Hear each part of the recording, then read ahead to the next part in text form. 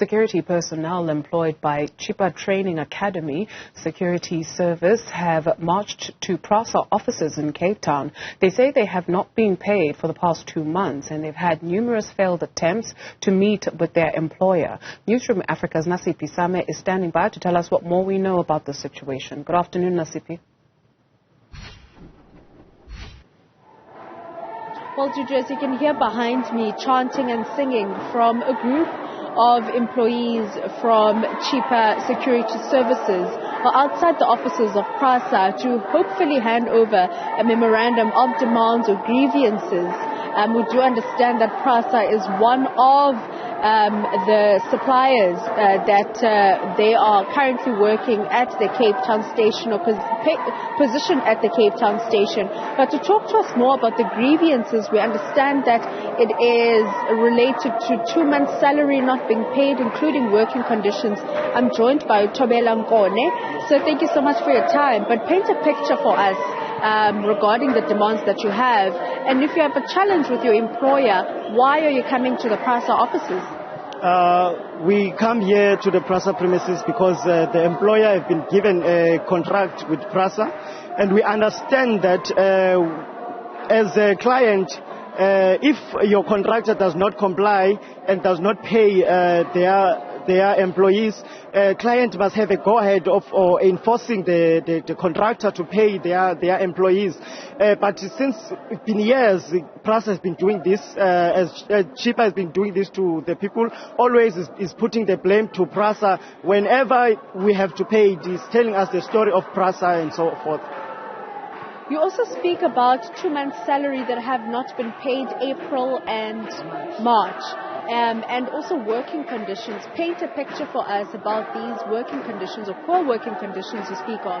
We're working under very poor conditions. Prasa is posting us to the post where there is no electricity, no water, no toilet, and there's no guard room at all. So we have to stand outside during raining or hot weather, it doesn't matter, and without any rain suit or jacket to warm us when it's winter. And what are you hoping from not only your employer, including Prasa, what are you hoping from them? As the workers, we are here to demand that Prasa must terminate the contract with Chippa because it's not complying, and is not compliant even to any of the institution. To National Bargaining Council is not complying, to Provident Fund is not complying, to SIRA is not complying. So hence we are saying, and also he do not have an office here in Cape Town, but yet they give him the contract to render a service here in Cape Town, while all the contractors, they have offices of them here in Cape Town, and they are complying to all of these institutions which I've mentioned before. What other steps have you taken, Mr. Guan? We have opened a case to SIRA. SIRA told us that employees for Chippa, they come before, but they came out as anonymous, so they're not following up the cases when somebody is anonymous. But unfortunately this time we are known as Thobela Nkone, who opened the case, and also we go to NPC. NPC issue us a message that they're sending him an order because they've been trying, because we opened a case since March, because by March we did not pay February and March salaries. So we opened a case there.